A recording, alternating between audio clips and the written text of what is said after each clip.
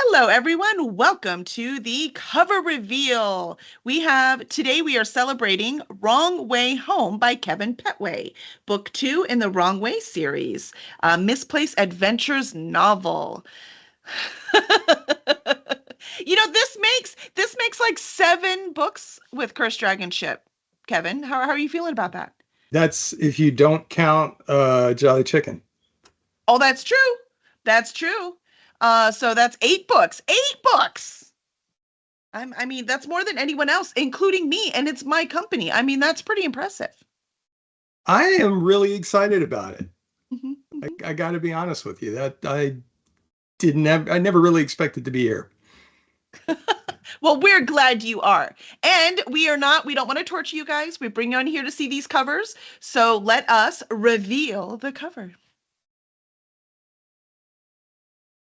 Look at that beautiful cover.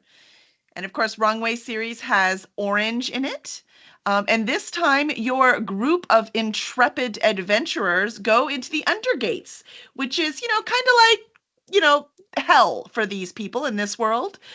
So, you might not have the red fire, but you have the orange of hell, as Jen Bear said earlier when she saw it. Yeah, I like it. So I'm going to read the back cover copy so everyone can get a little hint of what this is, and then I want to ask you about some cool stuff on the cover. Masika's quest to aid 2 minor gods of the Alir has landed her in the Undergates, someplace only the dead ever see, presenting a few logistical issues regarding her return. The politics of the dead have all 3 of them on the run, and while enemies are plentiful, allies are thin on the ground, though not entirely absent. After all, a lot of people have died before now. Demons want to eat them, human souls want to use them, and then some of those human souls also want to eat them. But the greatest weapon Masika holds is the one thing in shortest supply in the great kingdoms of hell, something that no one seems to expect: her own unrelenting sense of compassion. That and an 18-inch tall demon named Forby, who used to be a sword. And when your only tool is a blade, every problem looks like a neck. I love it. It's very cool. So you've sent them all to hell, Kevin. I mean, what's don't you like your characters? Um, yeah, it's funny. I don't really think about it that way. Oh, I I love it. mean, we trade on their pain, so Yes, but we can't help but like them. That's why all of us authors are a little off kilter, because we torturing the people we love. It's kind of not fair of us. you're not wrong. And I'm gonna say it's probably good for all of the actual human people that we love, that that we're able to take it out on all the fake people. True. Yeah, Lena says Kevin doesn't think about his characters at all. Poor them. I think he thinks about them all the time, quite frankly. Yeah. Uh-huh. Uh-huh. Yeah, Greg says, do any of us really love our characters? They know what they did. That's a good answer. So on the cover, so tell us just real quick, give us a breakup. We heard a little bit on the back cover, but give us a breakup of who's on the cover here. Okay, so in order from left to right, we have Mhm. Karen, who is one of the 2 Alir, are gods in the group. Next to She's her is not a bird. Ryan. She is not a bird. So exciting. Yeah, which is not really a spoiler since it Yep. happens on page 1. Mhm. But throughout the entire first book, she was a bird, because she uh, a long time ago she was able to transform back and forth, and then she was captured and held in a dungeon, basically in a torture room for a couple thousand years. And when she escaped, she was held in human form, and she immediately reflexively turned back into a bird, but she hadn't done it in over 1,000 years and didn't remember how to turn back. However, she's been killed and sent to hell, and so it's not even her body anymore. It's just her soul. So she is now in her human form again. Rain is sort of the action hero of the group. Um, He really is. That's a good description. yeah, he is. He's the big rugged, um, handsome guy, but at the same time, he's also kind of an asshole, and he's a good asshole to have on your side. He's the want because he's going to be good to you and really take it out on the rest of the world. Um, but he's he's kind of a delight for me to write. I really enjoy him. He's a delight to read too. Yeah, and it's because of his gruff exterior that every time you get to see that light shining through, it means a little bit more. Um, Next in line is Forby, which is short for Britain. And in the first book, Forby is a sword, and he is Rain's magical sword. And its magical ability is that it just can't be broken, it can't be dulled. And so Rain, who is often very strong, not always, but he's often very strong, he gets to really wail on people with it because he can't break it. Um, so when everybody else dies and is sent to hell, Forby goes with them, and he doesn't have a soul, he doesn't have a body to transfer into, so he takes the body of a nearby demon, and his powers transfer to that demon. It just happens to be a little one. And Oh, but that's it's when fierce and full of personality, let me say. yes, Forby, Love when you Forby. finally get to understand what Forby's personality is, a lot of Rain's complaints about listening to him in his head um, really make a lot more sense. Because before, Rain was the only one who could hear him. Um, and Ray and then, Teddy would have a lot to talk about. yes, they would indeed. Um, Masika is the last one there, and Masika is she's the brains and the heart of the group. She is very much their acknowledged leader. Um, she is their guide, and the two gods would basically be helpless without her, and they know that, and they really um, pay homage to that. And Masika was very much a departure from my first series, where it was bad people who were sort of forced to do good things. Masika is very much a good person and is really trying to help. And the world doesn't always appreciate people like that. So she kind of takes it on the chin here and there.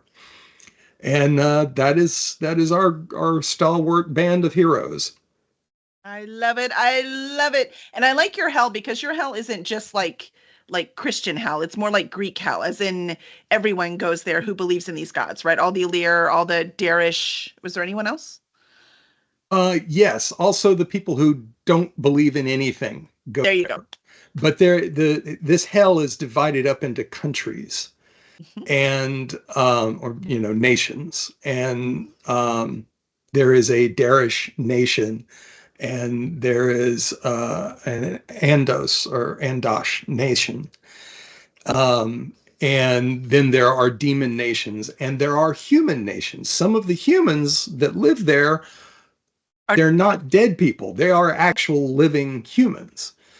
And so there's a lot of politics going on, sort of below the surface. I Mhm. try not to, I didn't want to complicate it too much with that. So it's there. And if you pay attention to it, you'll get more out of it. But for the most part, it's supposed to be sort of, below the surface. It's there enough to make it all feel real. So it's really well done. So I quite enjoy it. And you have a section to read for us today, do you not? Yes, I do. And do we need to know anything before you dive in? Yes, you do.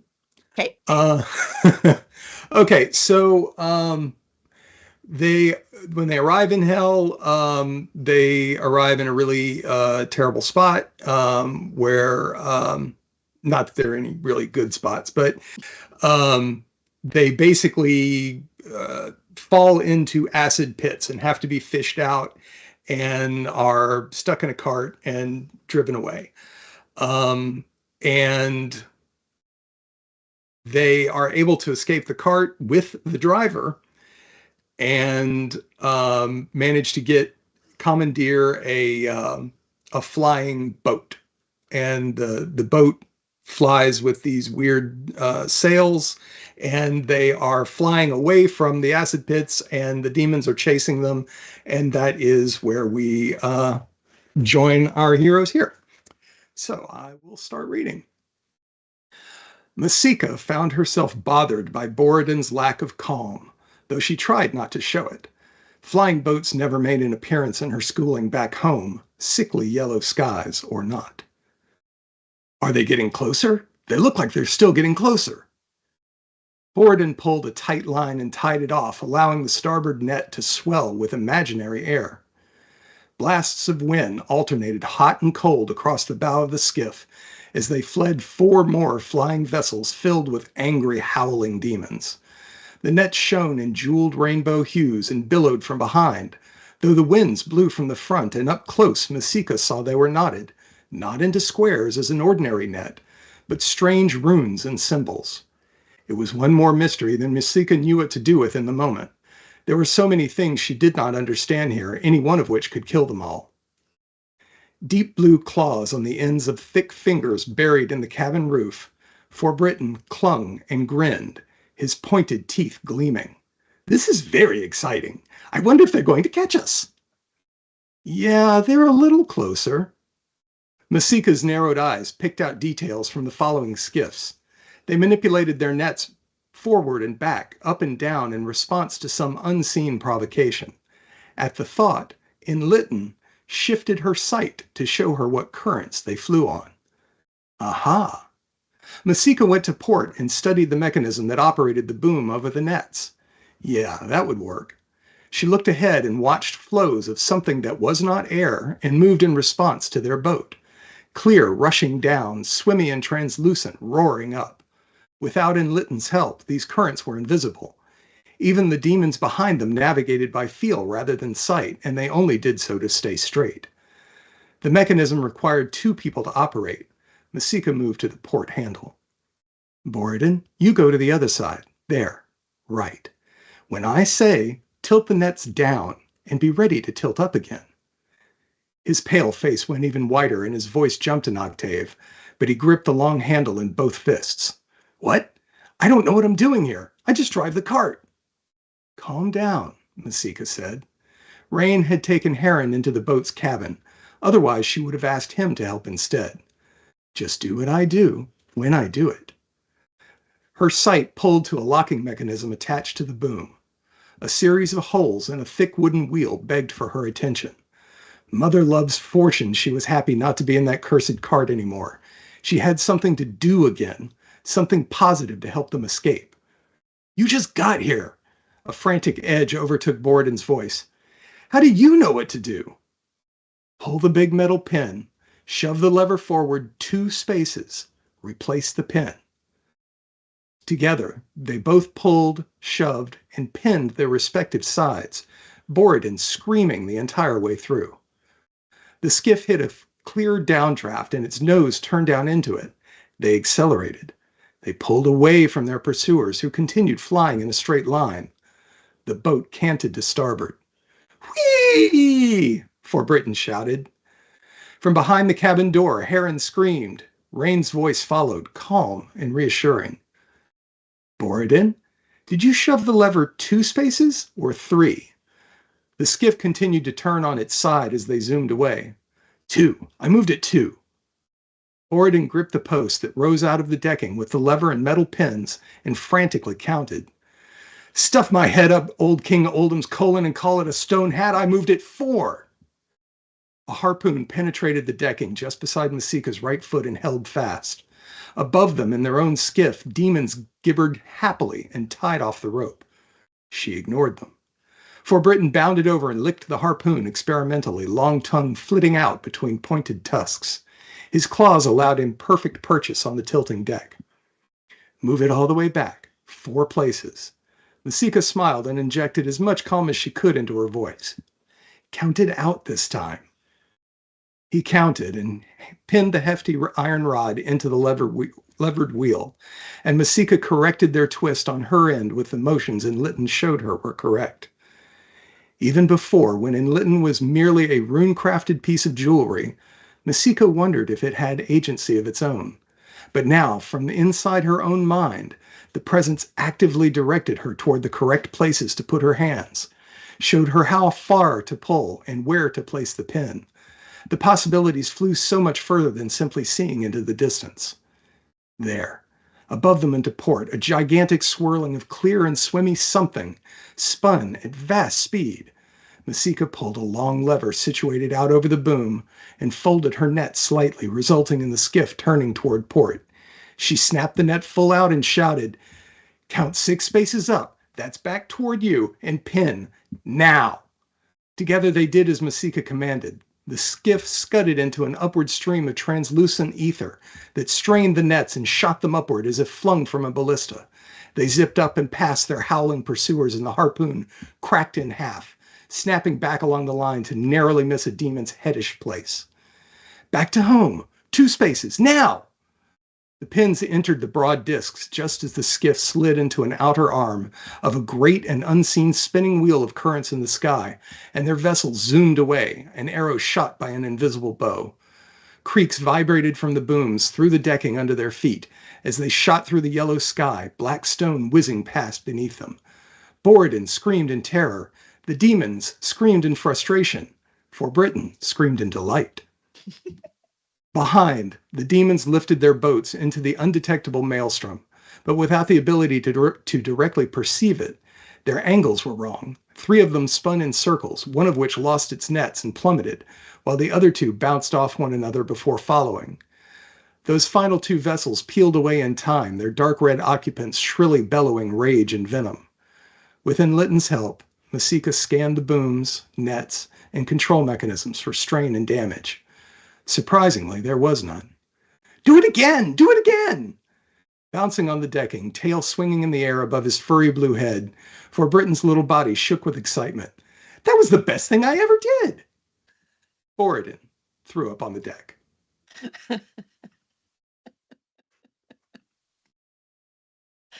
I love it. Nicely done. You're getting so good at that reading thing, Kevin Pettway. Yeah, it's about time I learned to read.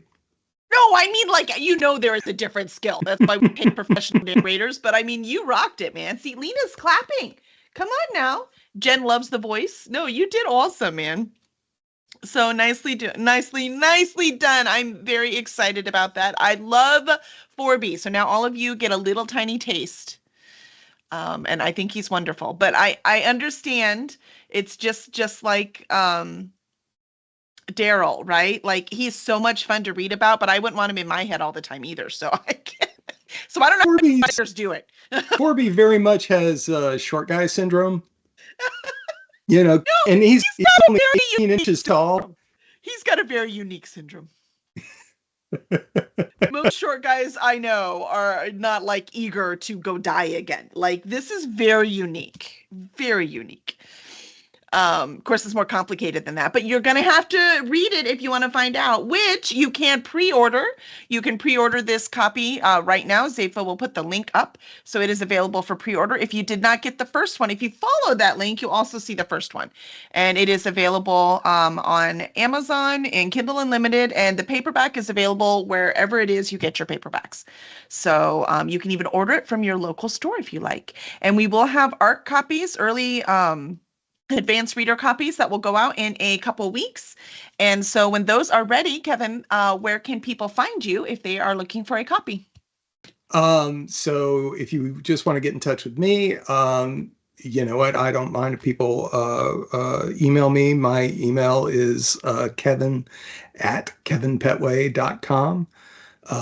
My website is kevinpetway.com, and I think there's a form there. And You can also go to my Facebook, which is Kevin Pettway. There's a I'm seeing a pattern. Yes, yes. Well, and it's honestly the reason that I did that. The used to be when this whole internet thing started up. It was they made fun of people who it was your website was your name because that meant you were arrogant or whatever. And honestly, I did it so I wouldn't forget. Because So I know what it is. yes, I always know what it is. I'm not going to forget it. And otherwise I absolutely would have.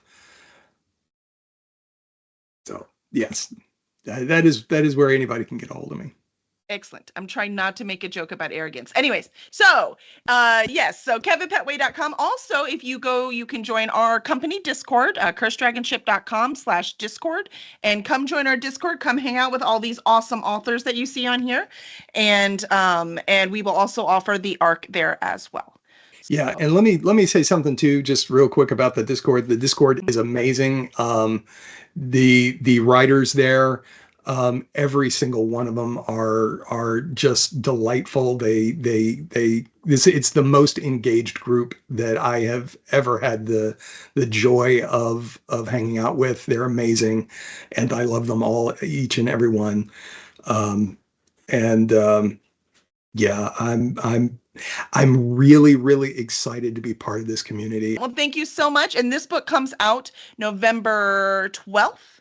So we will see you in all of these awesome places then. Until then, make sure to get your copy and sign up for Discord or Kevin Pettway's newsletter, kevinpetway.com, in order to get an early copy. And thank you so much, everyone.